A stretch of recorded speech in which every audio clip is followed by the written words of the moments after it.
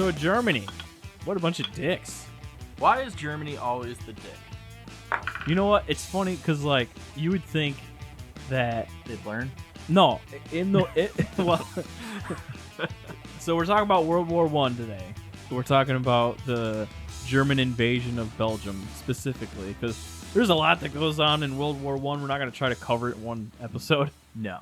But we want to start going through it because it's a lot of cool stuff. World War I is something that like I think is really neat, and I frankly don't know a whole lot about it. I know a ton about World War II, but not as much about World War I. Well, that's what I do think is kind of funny. Like growing up in like school and everything, they like pound World War II into your head. Yeah, and World War I's just like the forgotten stepbrother. Like I remember in like high school, middle school, and stuff, I was like, "Why are we learning about World War I? It's so stupid." The big thing with World War I is that it was still kind of medieval time marching into battle and all that. Yeah, they definitely didn't know how to do war. No, with modern weaponry. Like we had machine guns, we had rifles that had more than one shot. And so they were still marching into battle, and the next thing you know, they're getting mowed down. They're like, oh, fuck. I don't think this works anymore. Yeah. No, exactly. That's the thing is they're like, we're going to fight. Ah, shit. Dig a hole. Dig a hole. Put down the drum. They got a machine gun. Quit marching, fuckers. No, I think it's funny, though, like we think of Germany as, like, the bad guys, and I was wondering that, like, why do we see that so much? I think there's a couple of reasons, right? Number one, they did some bad stuff in the wars, especially. Yeah.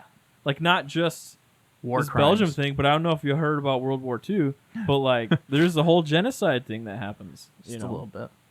But a touch of it. Because, like, if you back out and look at it, like, I think it's easy to see Britain as more of the bad guy than Germany.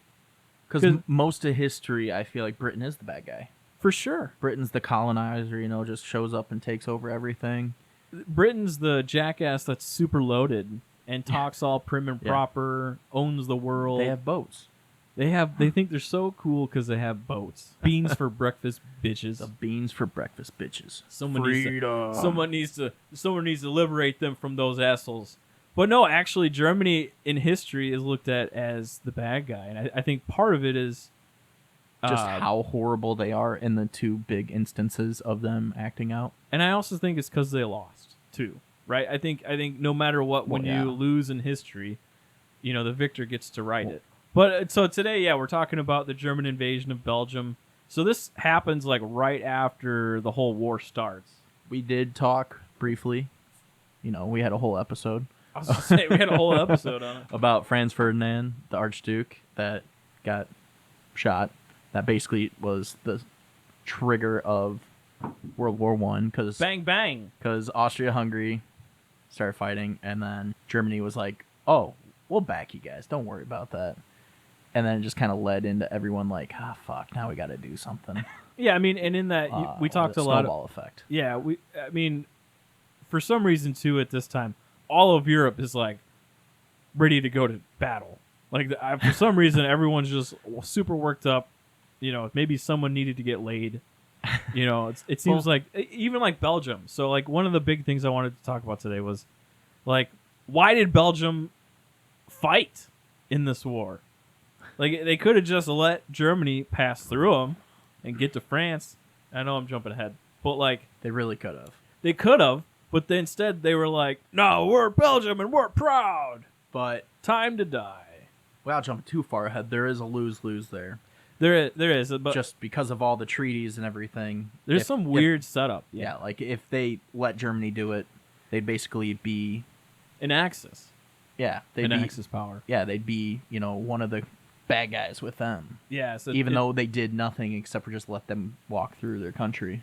Yeah, it puts Belgium like between a rock and a hard place. Yeah. But let's get into it, right? We're two lifelong friends and lovers and avid history dudes.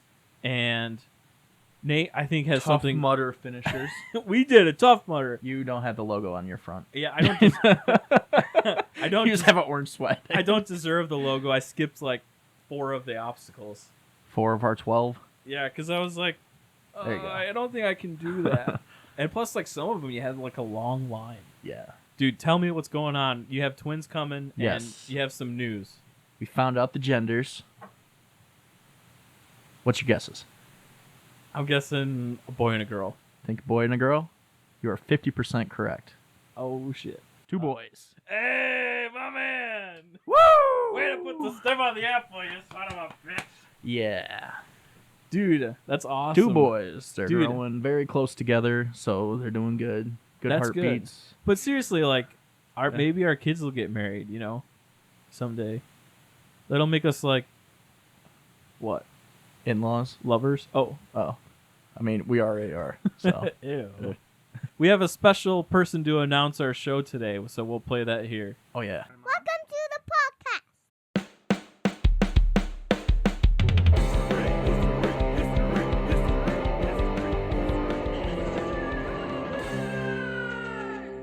All right, welcome back to the Historical Blunders Podcast. Today we're talking Germany in World War I. But today we're going to talk about the German invasion of Belgium. The first section is going to be called Get Off My Yard, which is why Germany was invading Belgium and Belgium was fighting back. Then we're going to go through at that time what was going on during this year, which was 1914.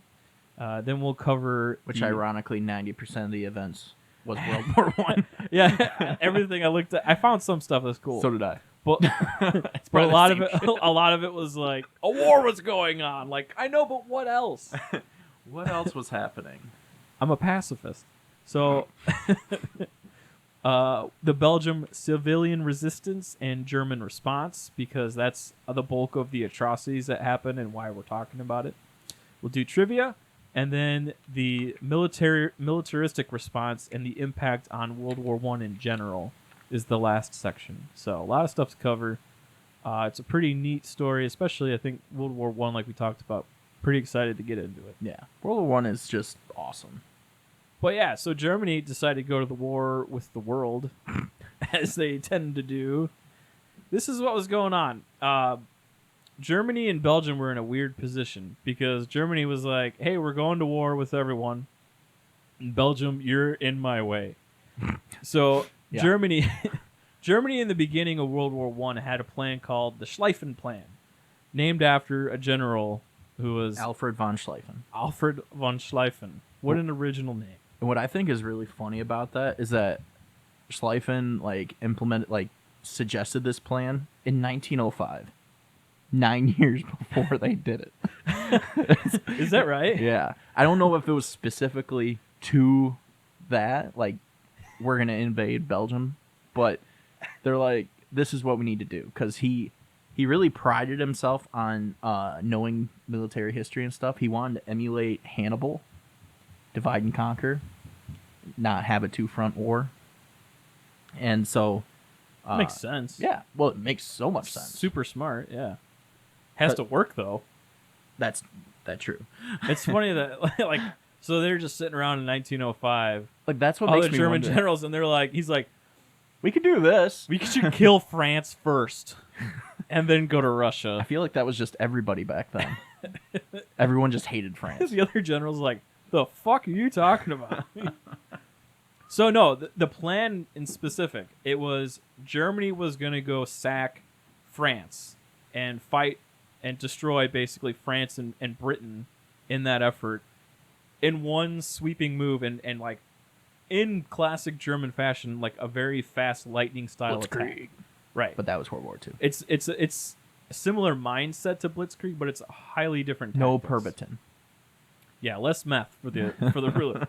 But the plan was to go sweeping and take out France and Britain quickly and then turn around and fight Russia. So that you weren't trying to fight a war on two fronts, which in history almost never works. Except for the USA. Sorry. But we also jump in late, so We also jump in late and we have a lot of water around us. yeah, we have natural barriers. So it was the Schlieffen Plan, but it was actually modified and everything for this by Moltke. The problem with the whole plan to start was France and Germany share a border, which like I should have known, but I didn't know before this. But apparently that border was heavily fortified, and Germany couldn't just start attacking France. So what's really funny is that it was fortified and everything, but then it got even more fortified for World War II. Yeah, like it was fortified We're enough. Not falling for that again. And then France went hardcore with fortifying it after World War One. Either way, that's ahead of the time. Okay, the border between France and Germany was heavily guarded. For this plan to work, Germany had to go somewhere else, which happened to be through Belgium mostly, and also Luxembourg. Yeah. Which, I mean, both tiny, neutral countries. Yeah, right. So that's where Belgium kind of enters the conversation.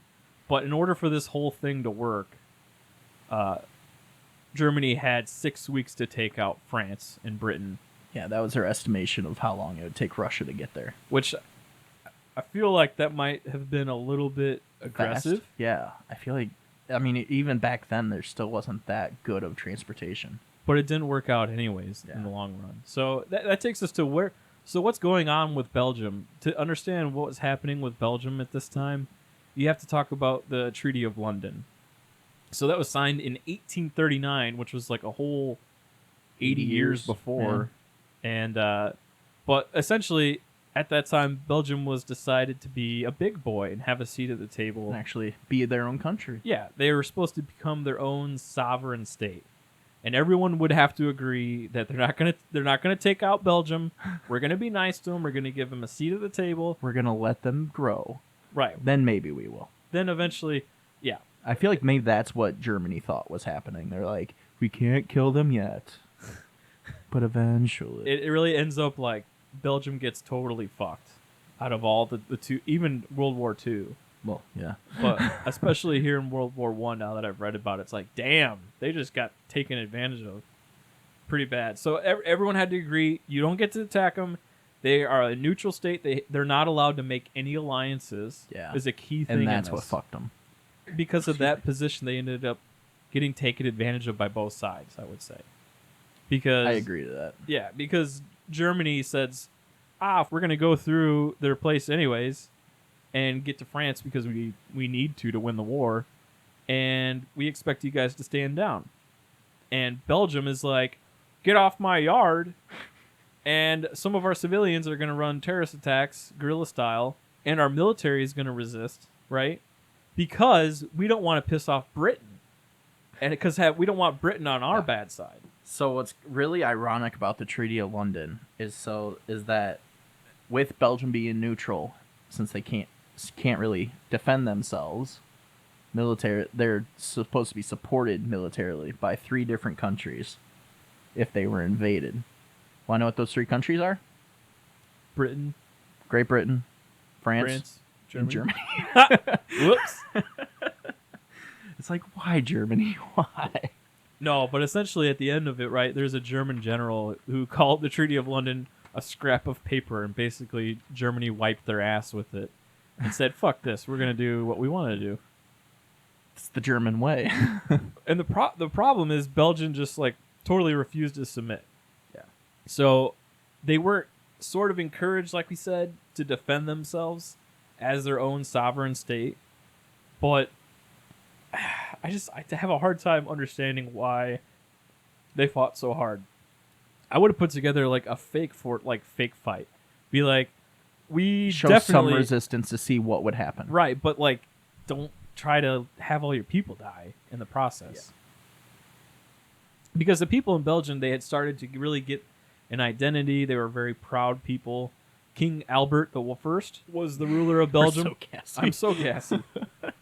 I'm over your bourbon too. And, like, there's a couple cool parts about King Albert, I would say. One of the things was he led the military response himself to help rally support from Belgians. Like, I don't know if a lot of our guys would do that. That's pretty cool. He's like, I'm going to take up a general position. Well, we'll talk about it at the end of the episode, but I think his death is the best thing. Yeah, so that's what I have with Get Off My Yard. That's really the position that Belgium and Germany find themselves in and why they're fighting each other, right? Yeah, like, I mean, just to reiterate again, like, with them basically not putting up a fight That'd basically be them joining Germany's side against Britain and France. Right. And if they do put up a fight, then that's them against Germany. But then I think in their minds they were thinking if they put up the fight, France and Great Britain would be able to help them out a little better. I still think, like, I think they wanted to go to war, too. Like, there's got to be a little bit of that in it.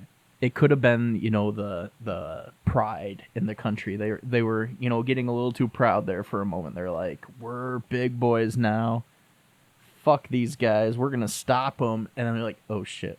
They could have been like me at the Tough Mudder and, like, put forth a half-ass effort and just make it seem like you did it. You showed up and you're like, I'm going to fucking do this. And then you get there and you're like, fuck.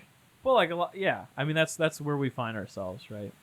But we're going to go through at that time in 1914. Other things that happened, I'm going to go first. The Panama Canal opened after 10 years of construction in 1914. Which is really cool. It's a huge deal. Thank you, Teddy, right? Our first episode together. Good old Teddy. Oh, Memories. Back when we were friends. Yeah, now we hate each Now we other. just do it for the money. It's all a front, guys. This is a real studio, not my basement. Yeah. Definitely not my basement. And our pants are on. Totally. Yes. So the St. Petersburg to Tampa airline first started in 1914. It was the first commercial plane, like actual flights with passengers. Where to where? St. Petersburg, Florida to Tampa, Florida. Florida to Tampa. Yeah. So it's literally probably like... Probably was faster to drive. But yeah, because the planes weren't that good then. They're like, oh yeah, we'll fly some passengers. Crazy to think about how far we got. The first red and green traffic lights were installed in Cleveland, Ohio. Sounds about right that they'd start in Cleveland. You know what? I don't even want to give Cleveland that. I'm like, is there somewhere else? I just don't like Cleveland. Suck it, Brownies. Go Bengals. Yeah. The Sakurajima volcano in Japan. You just have a stroke or something? Stroke of genius. It's yeah. I wrote it out and I have horrible writing. It's Sakurajima. But yeah, it was a big volcano that erupted in 1914. Spicy. The Old Rosebud won the Kentucky Derby.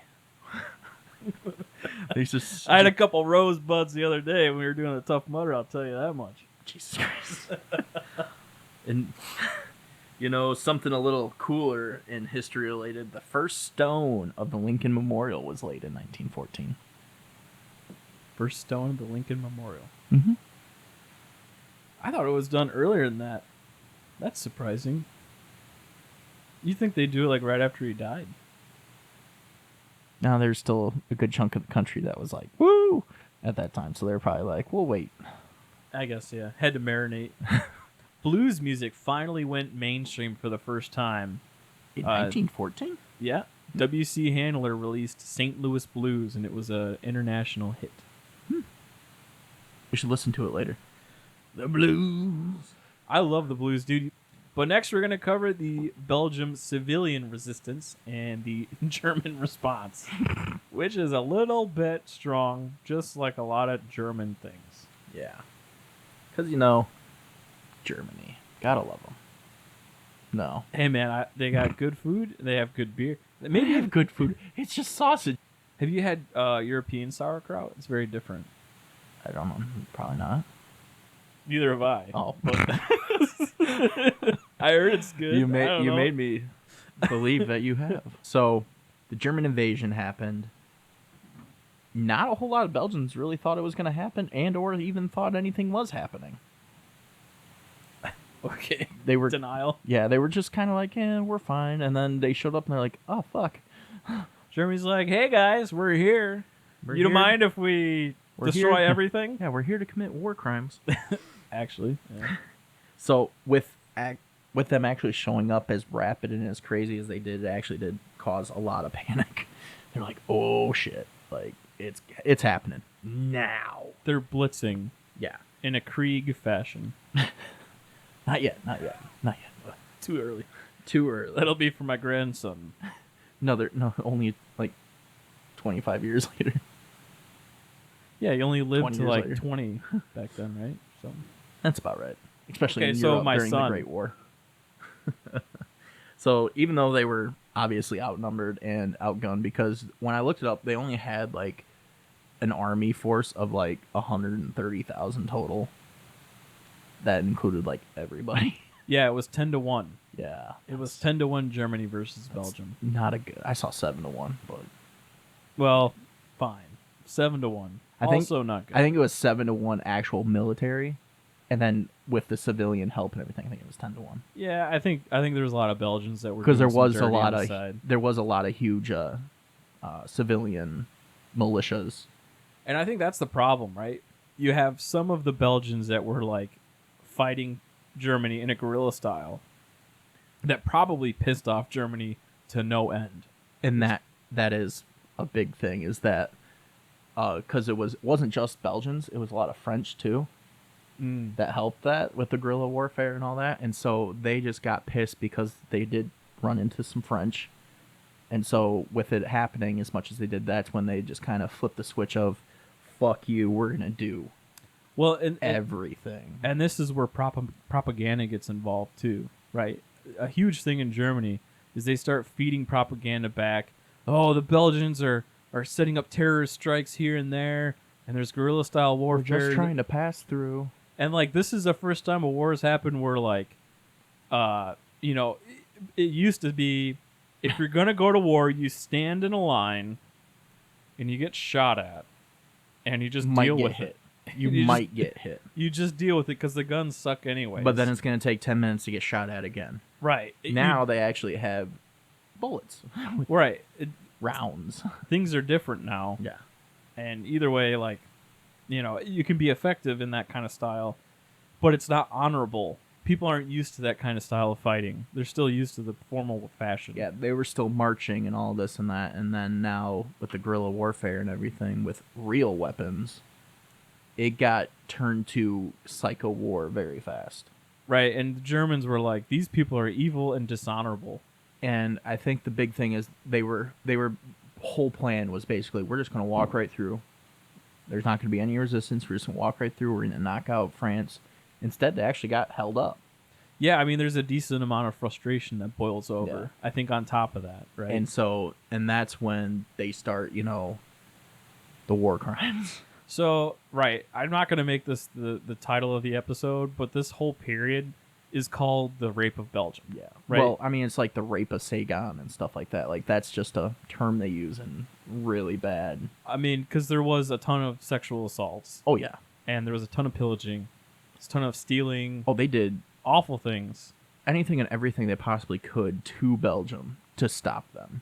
Right, and this is where, like, history is kind of, like, it's almost like it went away and it came back a little bit, because the problem is it's propaganda on the German side, like we talked about, but it's also on the Belgian side, because not only that, but, like, they're starting to gather stories and get things out and interviews to the Allied forces to help generate support against Germany. So now you have these stories being embellished also, Well, that too, yeah. like to an extreme extent. Like, I heard some stories that like disgusting things, like they were killing babies and stuff, but like I don't think that was really the case. Oh, Maybe it was, I don't know. I wasn't saw, there. Yeah. Well, that's what sucks is there really isn't any, like, accounts of anything. But in general, historians look at like what happened and they say like definitely bad shit happened, Yes, war crimes happened. but some of the stuff was embellished. Yeah. There was definitely a time, though, in history, like only a couple, like 20, 30 years ago, where they were like, oh, stuff like that didn't actually happen. It was just propaganda. But now it's like there's evidence that's come out where they're like, all right, yeah, Like, definitely some bad shit happened. Yes. Yeah, and that's what sucks is I saw so many things of them just basically rolling into towns, murdering literally anybody and everybody. Yeah.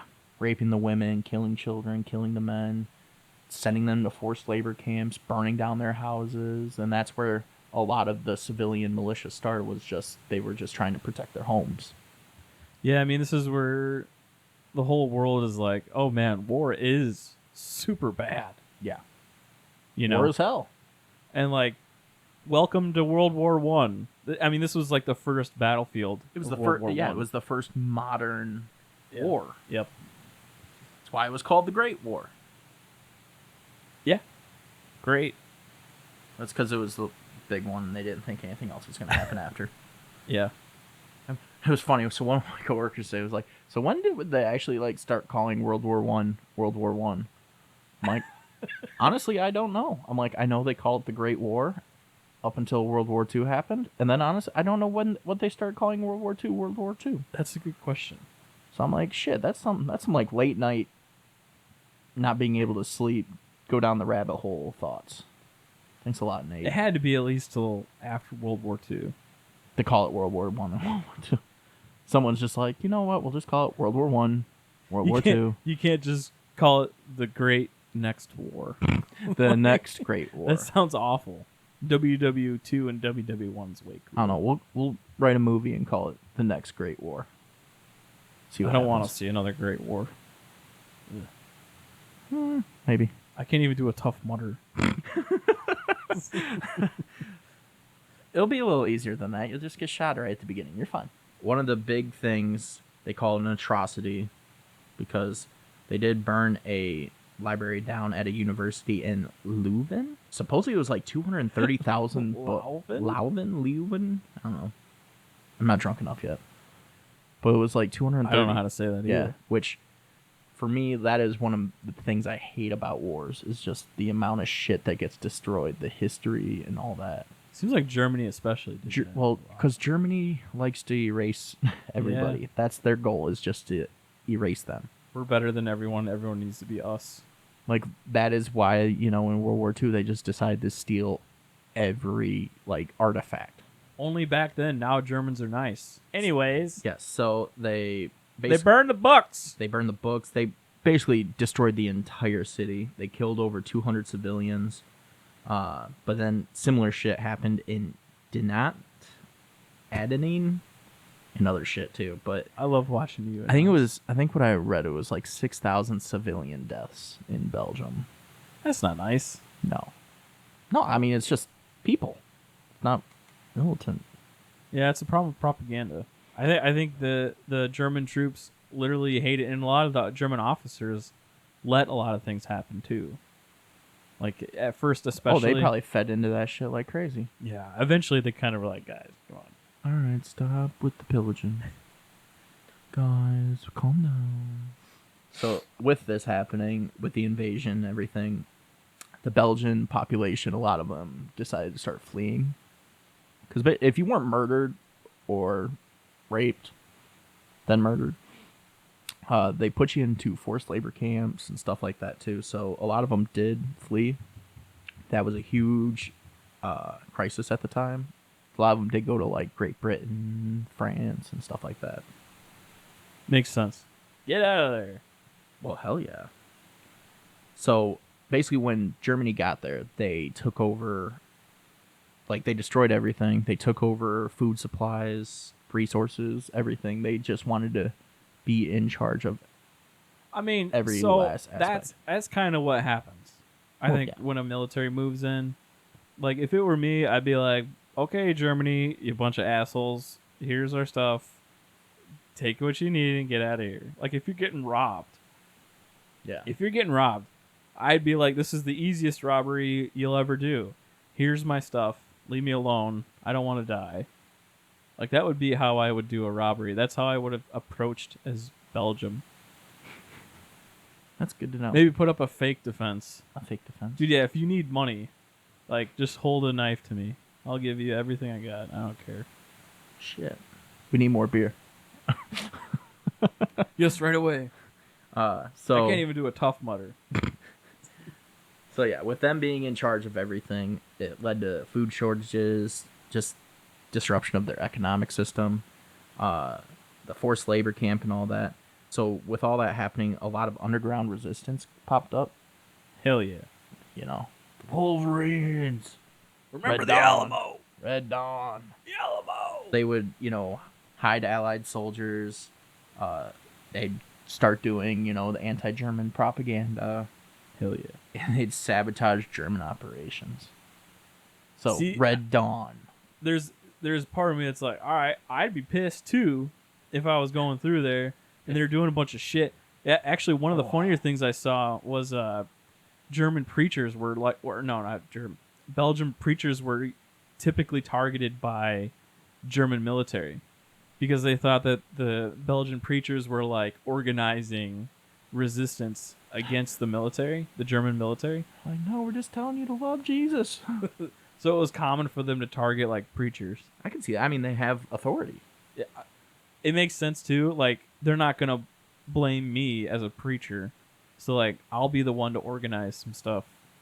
You know, what are they gonna do? Kill a preacher? And like I think Germany was like, you gosh darn bet we will. What are you gonna do? Kill me in front of Jesus?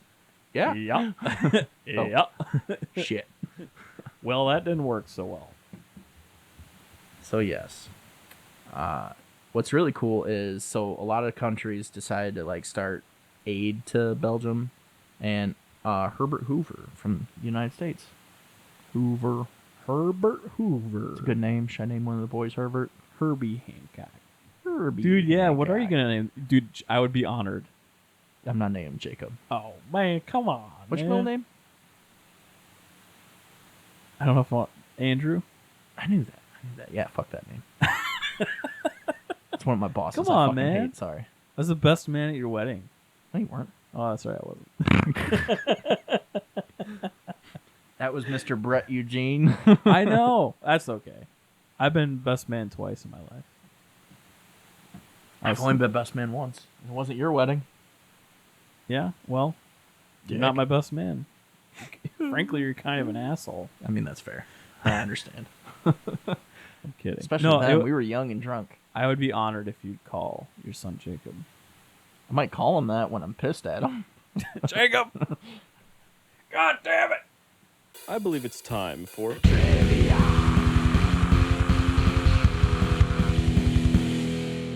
All right, trivia. Belgium has the most castles per square mile. But what else do they have the most per square mile? Strip clubs. Is that true? I don't know. That's immediately. Actually, no. Comic book stores. That sounds about right. The Belgians are strangely into comic books. And it's actually where the Smurfs originated. I knew that because they're like actual like folklore, aren't they? That would make sense now that I think of how Smurfs dress. No, I think they're actually like some little like folklore troll things for So, like good luck. Like Gargamel and stuff I don't think is, but the actual Smurf I think is. In 1990, Belgium overthrew its king for 36 hours.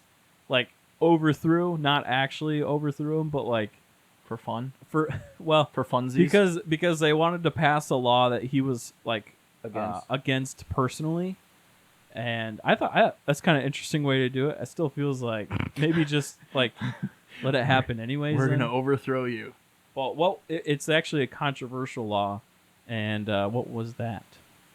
Controversial today. Underage drinking. No. Oh. No, it was a pro-abortion, Oh, really? abortionist law. Yeah. And he's like, I will not approve it, but I'll be cool if you guys make me go home for the day.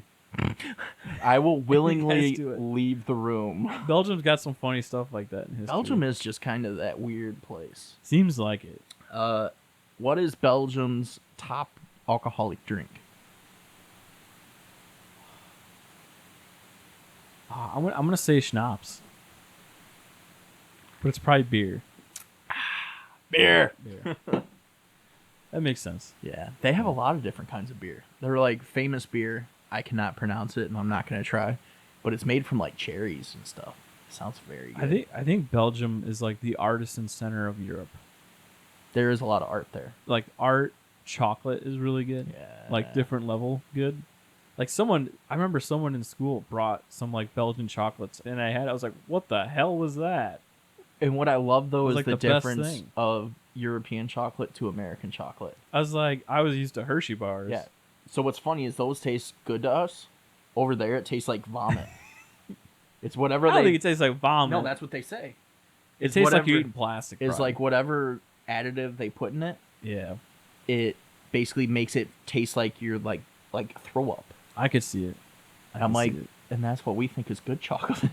I know, but yeah. We're losers. Yep. What is the largest city of Belgium? And this also happened to be the place where Karl Marx wrote the Communist Manifesto. Oh, really? Mm-hmm. Brussels. That is correct. I'm pretty sure that's the capital. Look at you. Yeah, okay. I didn't know it when I saw it. I didn't know that's where Karl Marx was from. I try to make manageable trivia questions. I put easy ones, okay? That was much better. You're getting. I got 2 more. Is that right? You're so slow with them. I already did all mine. I know. Well, you just kept rolling. Sorry. What color was the military uniforms? Oh. Of the Belgian army? I gotta say blue. It's gotta be blue. It was blue. Hey. So what's funny is I actually had to look like extra because the first picture I saw of it, it looked like the North from the Civil War. Blue top, gray pants, and I'm like, yeah. For some reason, I'm thinking blue. Yeah. So I'm like, well, yeah, because they're. I mean, even their like colors of their flags are. I think it's red, white, red, yellow, and black. And so I'm like, looking at it, and I'm like, that can't be right. And like even the hats and everything look like it's like they were like bought overstock from us. A lot of people try to be like us. Maybe. So it's okay. All right. And so, last one: did Belgium participate in World War II? Yes. That is true. Yes. After Germany invaded them. in 1940. Circle. So Man, it's actually. I can't believe, like, can you imagine being a father in World War I and you're like, man, I went through that war. That was awful. Man, I'm so glad my kids are never gonna have to do that. 20 years later, shit. And then like your kids grow up and a war starts happening. And you're like, fuck. And the kids are like, maybe it'll be fine. It's not so bad, right, Dad? It's like, no, this is really bad. It's not that bad. Anyways, that takes us out of trivia. Yeah. We're going to go through the military response between Belgium and Germany and its overall impact on World War I. So essentially, Belgium has this internal resistance, but they do have a militaristic response to Germany invading as well. They do a good job at first. And they do a good job. They fight with some gusto. Like we said before, right? It's 10-1 or 7-1, whatever the fuck Nate read. I think that was, like I said, like legit. I think that was just the actual military compared to just everyone. But they did it. They fortified their defenses in a way where like they knew they weren't going to win, but they had a good way of retreating, if that makes any sense. Like that, they kind of built it into their strategy of slowing down the German advance. That was their plan. It was to slow them down. They knew they weren't going to be able to beat them. So maybe they kind of did what I said, where it was like the fake defense. Yeah, like you're like, oh no, don't fight us. I don't think it was the fake defense. I think it was more or less they were hoping that they would slow them down enough for help. Yeah. So I mean, overall, right, it worked pretty well. Germany going from one side of Belgium to the other side took nearly a month. Yeah. And if you remember what we said before, right, 6 weeks was the target that they had before Russia started invading on Germany. Yeah, and that's, I mean, their plan was they were just going to walk right through. Right, and it didn't happen. Good for Belgium, right? Yes. Hey. You did fine, guys. So they did work on getting their own propaganda. It got the support from France and Britain. Really, the invasion of Belgium actually brought Britain into the war as a part of the contract with the Treaty of London. It's a treaty. I mean, it was signed in their country. Right. They're required now to defend. But that's what I do find very funny, though, is that it's the three of them were supposed to help if they were invaded, and one of them invaded. So that's the thing that's the point I was trying to make before, where it's like I think Belgium was really taken advantage of, because Belgium was like, well, if we start fighting them, the good news is France and Britain are going to show up and start helping. It didn't. Nope. But also in their minds, I mean, yeah, they had their small army, but in their minds, they're like, okay, we have the three powerhouses of Europe here to protect us. Right, so really it's like you got a big, fat, mean kid on the playground, and then you have this little kid, and then he's two friends that are tougher, right? And they're like behind him, but they're like, first we're going to let the fat kid beat up the little kid. For a little bit. Because the little kid's Belgium, right, in this story. And then after that, France and Britain are like, all right, now that Germany's tired, let's fight them. Like, it's kind of a dick move a little bit, right? It did to me feel like they kind of got used. I don't think it was their initial intent, but it kind of happened. Right, and the thing is, in the long term, right, in World War I, it works out wonderfully for France and Britain because only just in time are France and Britain able to stabilize and solidify a line against Germany at Paris. Like, they were very close. Yeah, they were right outside Paris. The Schlieffen Plan was very, very close to actually working, but they were able to, like, at the last second, basically stabilize a region and fight Germany for a long period of time.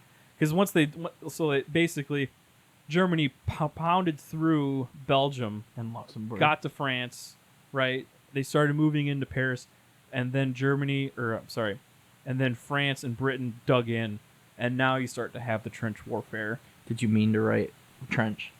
Did you put French warfare? Yeah. I saw that. I'm like, is he trying to make a joke here? And that's how you got trench warfare.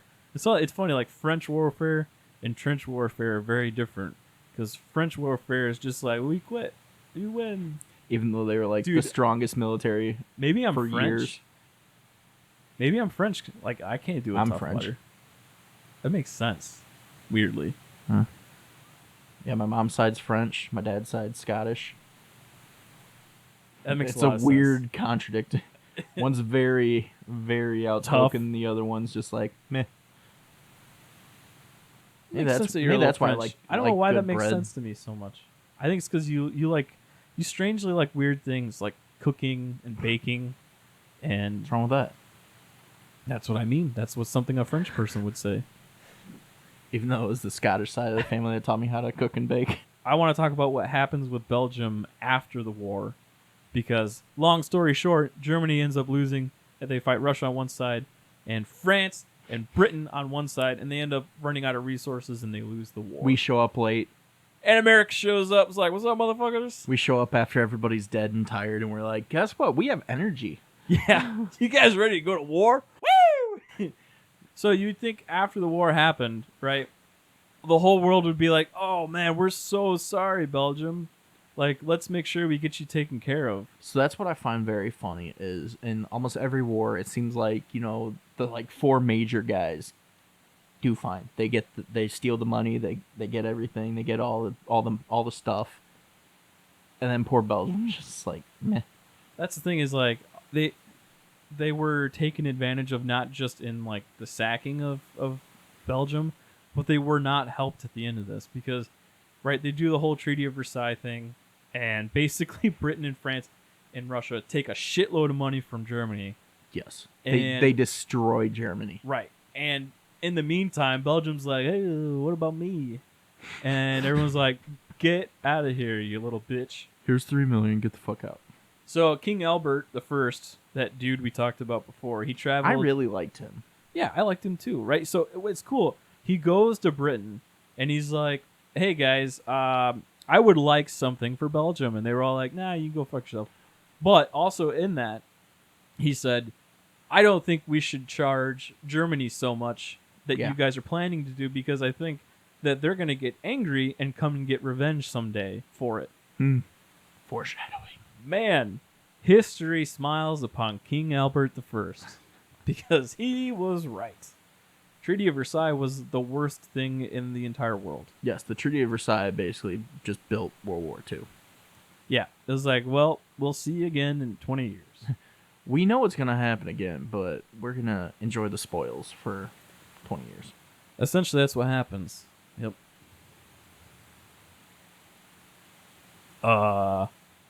But Belgium ended up getting like a small touch of Germany. They got a little bit of land. They got 3 million francs. They got some parts of they got Rwanda and one other African country. I mean, pretty much they don't get shit. No, right? They get a little bit, got nothing. but it's really nothing, right? For what was done to that country, yes, it was nothing. So, props to Belgium for bouncing back. Well, and it's also cool. Another cool thing with King Albert, right?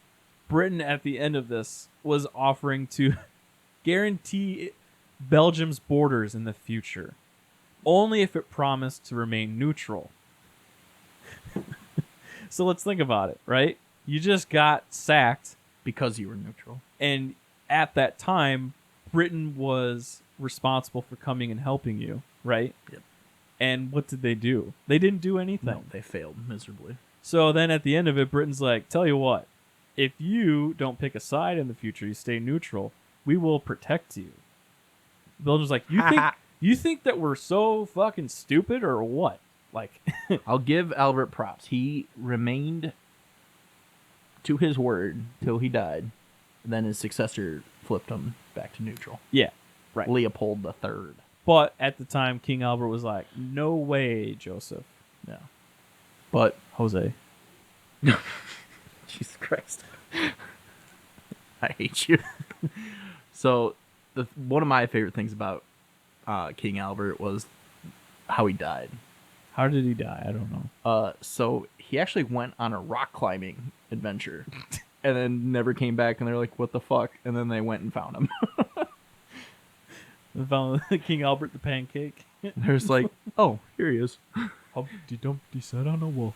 Humpty Dumpty had a good fuck. All the king's horses and all the king's men. Couldn't put Albert back together again. Bum, bum, bum. Clip that.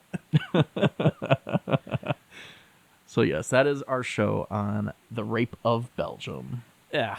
I'm not going to call it that. Why not? Because that's what history calls I know it. that's what history calls it. I don't like The German invasion of Belgium. We'll have to figure out a different name. All right. We don't know what our next topic's going to be yet. We just talked about it. We don't have a clue. We'll figure it out. We'll be releasing all sorts of episodes. There will be a next episode. There will be another episode. We're not going in away. Yeah.